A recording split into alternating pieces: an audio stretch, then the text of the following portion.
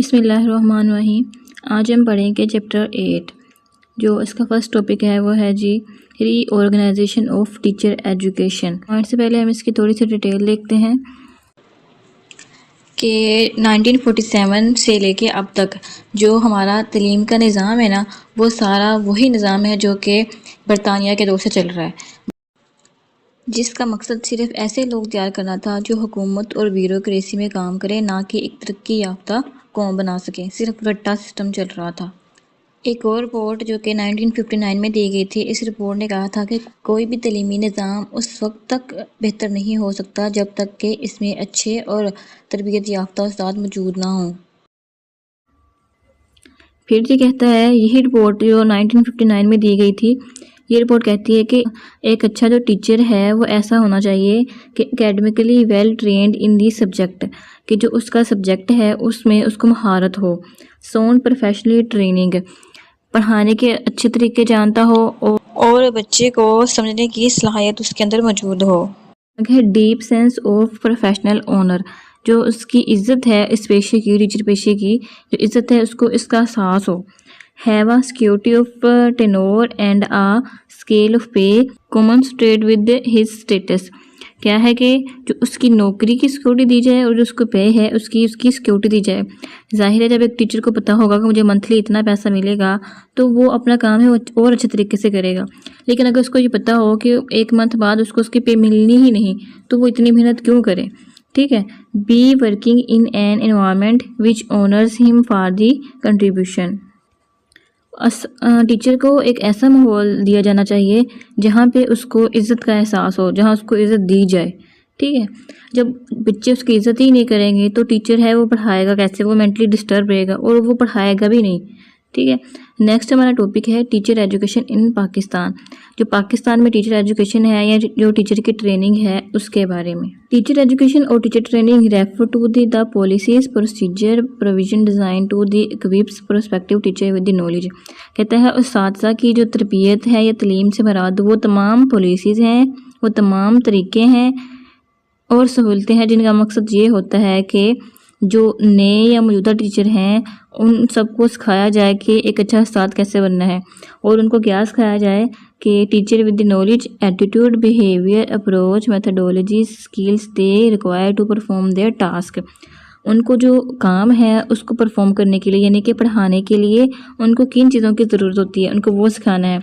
वो है उनकी स्किल, महारत, किसी खास सब्जेक्ट में उनकी महारत कितनी है, उनके मेथडोलॉजीज़ क्या है, तरीके क्या हैं, अप्रोचेस क्या हैं कि क्लास का निज़ाम कैसे रखना है, बिहेवियर उसका जो अमली तरीका है क्लास के साथ वो कैसा है, एटीट्यूड उसका रवैया कैसा है क्लास के साथ। ठीक है। Structure of teacher education in Pakistan, जो पाकिस्तान में साथसा की तलीम का जो ढांचा है या उनकी तरबियत का जो पूरा स्ट्रक्चर है वो क्या होता है।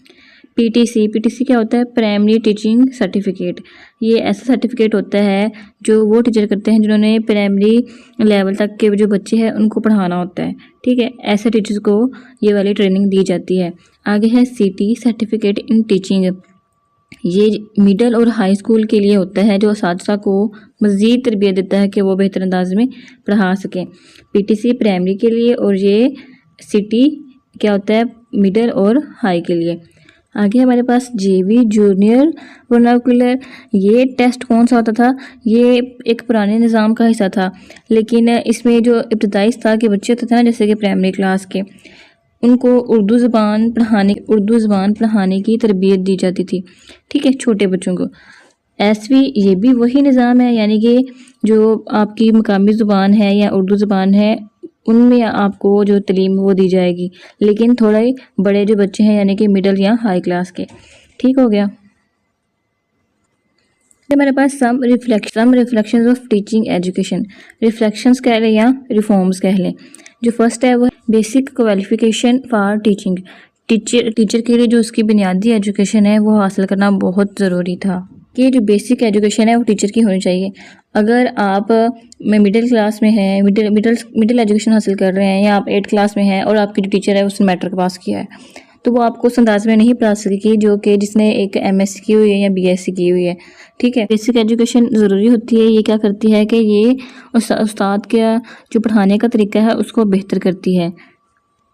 बेसिक क्वालिफिकेशन में मुख्तलिफ डिग्रीज आ जाती हैं और जो तरबीती प्रोग्राम्स हैं वो आ जाते हैं। टीचर को ट्रेनिंग देने का मसला है ना, वो शुरू से चल रहा है, शुरू से ही इस पे काम हो रहा है। अब जो हुकूमत पाकिस्तान है इसने यूएसएड के साथ मिलकर स्टेप प्रोग्राम के तहत असातिज़ा की तरबियत में जिद्दत लाई है, यानी कि इनोवेशन लेके आए हैं ताकि तलीमी मेयार को बेहतर बनाया जा सके। सबसे पहले इसने क्या किया कि जो बीएड की शर्त है वो रख दी, यानी कि एलिमेंट्री लेवल पर पढ़ाने के लिए कम से कम जो आपके पास वो बीएड ऑनर्स होना चाहिए। ये जो थे वो पुराने कोर्सेज थे, लेकिन अब क्या है, इन्हें ख़त्म करके नए जदीद कोर्सेज मुतारफ़ करवाए जा रहे हैं। ठीक है, नेक्स्ट है हमारे पास the merit in appointments, promotions and posting shall be ensured. जब टीचर्स की हमने भर्ती करनी है, उनको आगे प्रमोट करना है, यानी कि उनका स्केल बढ़ाना है या उनकी पोस्टिंग कहीं करनी है, तो क्या करना है कि हमने मेरिट को यकीनी बनाना है ताकि हर टीचर को उसका हक मिल सके। अब जब टीचर अच्छे होंगे तो ही वो बच्चों को अच्छा पढ़ा सकेंगे, लेकिन अगर एक टीचर जो है वो सिफारिश पर आया है तो कैसे पढ़ा सकेगा बच्चों को? उसकी तालीम ही कम होगी या उसमें कोई मसला होगा, उसमें कोई डिफेक्ट होगा, उसमें पढ़ाने की सलाहियत ही मौजूद नहीं होगी, उसके पास ट्रेनिंग ही मौजूद नहीं होगी। इसमें यह भी था कि जो टीचर जो हैं वो गैर हाज़िर रहते हैं या वो छुट्टियां बहुत ज़्यादा करते हैं, एक से ज़्यादा नौकरियां कर रहे होते हैं, गवर्नमेंट नौकरी होते हुए भी वो दूसरी जगह पर नौकरी कर रहे होते हैं, तो इस तरह की जो चीज़ें हैं उसको कंट्रोल करें। नेक्स्ट है हमारे पास नेशनल प्रोफेशनल स्टैंडर्ड्स, कौमी पेशा वराना मेयार। पाकिस्तान में तलीम के मेयार को बेहतर बनाने के लिए कुछ नेशनल प्रोफेशनल स्टैंडर्ड यानी कि कौमी मेयार बनाए गए हैं, जिसके मुताबिक ये मेयार इस बात को यकीनी बनाता है कि जो तमाम असातिज़ा हैं वो एक ही सतह की महारत रखते हों, उनका जो तरीका है वो मेयारी हो। जो टीचर हैं उनकी तनख्वाहें बढ़ाई जाएँ, उनको तरक्की दी जाए, अगर वो इस काबिल हैं तो उनको प्रमोट किया जाए, अगर वो डिज़र्व करते हैं उनकी हौसला अफजाई के लिए उन्हें इनामात दिए जाएँ। अगर कोई टीचर बेहतरीन परफॉर्मेंस कर रहा है, उनकी क्लास बेहतरीन रिजल्ट लेके आ रही है, तो जो प्राइवेट अदारे हैं उनके साथ पार्टनरशिप की जाए ताकि जो असातिज़ा की तरबियत है वो और बेहतर अंदाज में किए जाए और उसको ज़्यादा से ज़्यादा मौके मिलें। नेक्स्ट है shifting paradigm of teacher education. अच्छा जी, पैराडाइम क्या है? पैराडाइम जो पाकिस्तान में जो टीचर्स की तालीम के जो तरीके हैं और निज़ाम में वक्त के साथ साथ तब्दीली आ रही है। ठीक है, तो ये जो तब्दीली है ये शिफ्टिंग है, उसको क्या बोलते हैं? Shifting paradigm. का मतलब क्या है कि हम असातिज़ा की तरबियत में नई तकनीक इस्तेमाल कर रहे हैं, टेक्नोलॉजी इस्तेमाल कर रहे हैं ताकि वो बेहतर तरीके से तलबा को तालीम दे सकें। जैसे कि बहुत से प्रोग्राम्स हैं, जैसे कि regional institute of teacher education RITEs, ADE यानी कि एसोसिएट डिग्री इन एजुकेशन हो गया। ये क्या है? एक नया 2 साला प्रोग्राम है जो टीचर्स की तरबियत देने के लिए मुतारफ़ करवाया गया है। इस तरह बहुत से प्रोग्राम्स हैं जो कि टीचर्स की तरबियत के लिए या ट्रेनिंग के लिए बनाए गए हैं। नेक्स्ट है हमारे पास training of secondary school teachers. यहाँ पे 2 ऐसे प्रोग्राम्स हैं जो कि बनाए गए हैं सेकेंडरी स्कूल के टीचर्स के लिए। एक है 1 ईयर बीएड प्रोग्राम और दूसरा है 3 year BEd programmes. 1 year BEd programmes हम कब कर सकते हैं? ये हम तब कर सकते हैं जब हमारे पास जो मिनिमम क्वालिफिकेशन है वो BA या BSc हो, यानी कि BA BSc के बाद हम 1 साल बीएड प्रोग्राम में तालीम हासिल कर सकते हैं। 3 साल बीएड हम कब कर सकते हैं? जब हमारे पास जो मिनिमम क्वालिफिकेशन है वो FA FSc हो। अब देखिए, हम पढ़ रहे थे करिकुलम और सिलेबस, करिकुलम को जदीद होना चाहिए। अब ये जो मेथड है ना ये ख़त्म कर दिए गए हैं। अब हम BA BSc के बाद 2.5 साल प्रोग्राम में एडमिशन ले सकते हैं बीएड के लिए, और इसी तरह MA MSc के बाद हम 1 साल जो है वो एजुकेशन प्रोग्राम कर सकते थे।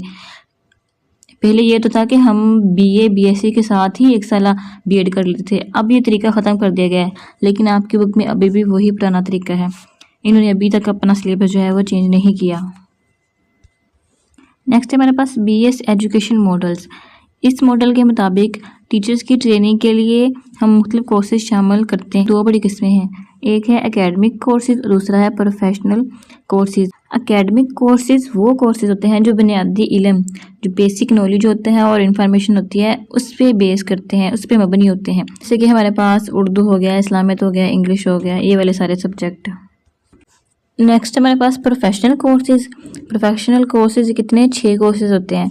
ये कोर्सेज क्या करते हैं, ये जो टीचर्स हैं उनकी अमली तरबियत करते हैं और इस बात को यकीनी बनाते हैं कि वो जो अपने जो टीचिंग दौर है उसमें कामयाबी के लिए मुकम्मल तौर पर तैयार हैं। ठीक है, यानी कि अच्छे तरीके से पढ़ाने के लिए तैयार हैं। अब ये जो प्रोफेशनल कोर्सेज हैं इनमें कौन कौन से कोर्सेज आ जाते हैं, स्पेशल मेथड ऑफ टीचिंग और professional electives. Special method of teaching में क्या है कि ये 6 घंटे का कोर्स होता है। यानी इस कोर्स में क्या होता है कि टीचर को मखसूस जो तरीके होते हैं पढ़ाने के वो सिखाए जाते हैं। उसको बताया जाता है कि ये मजमून है, इस मजमून को आपने कैसे पढ़ाना है और इसके कौन कौन से तरीके हैं जो आप इस्तेमाल कर सकते हैं। स्पेशल मेथड ऑफ टीचिंग है, इसमें कौन कौन से हम ले सकते हैं कोर्सेज, वो है general group, science group, agriculture group, home economics हो गया, कॉमर्स हो गया, इंडस्ट्रियल ग्रुप हो गया। ठीक है, इन 6 सब्जेक्ट में से हम कोई से 2 चूज़ कर सकते हैं स्पेशलाइजेशन के लिए। आगे हमारे पास प्रोफेशनल इलेक्टिव्स, यानी कि जो हमने खुद चूज़ करने होते हैं। ये मजमून वो वाले होते हैं या कोर्सेज ये वो वाले होते हैं जो टीचर है वो अपने इंटरेस्ट के मुताबिक या ज़रूरत के मुताबिक मुंतखब कर सकता है। इससे क्या होता है, जो टीचर्स की स्किल्स हैं इससे मज़ीद बेहतर होती हैं। एक तो वो सब्जेक्ट में पहले ही अच्छा था, उसको इसमें ट्रस्ट था, दूसरा उसमें उसने स्पेशलाइजेशन कर ली। ठीक है, तो उसकी मज़ीद महारत वो बेहतर होगी, तो इस सब्जेक्ट में उसकी जो स्किल्स हैं वो मज़ीद बेहतर हो। बहुत सारे मज़मून इसमें शामिल हो सकते हैं। एजुकेशनल प्लानिंग आ जाती है, काइंडनेस एंड काउंसलिंग आ सकती है, कैरिकुलम डेवलपमेंट, कोऑपरेटिव एजुकेशन, बहुत सारे मज़मून हैं, आप कोई से भी चूज़ कर सकते हैं। तो आज के लिए इतना ही, बाकी हम नेक्स्ट क्लास में पढ़ेंगे। इसी के साथ इजाज़त दीजिए, अल्लाह हाफिज़।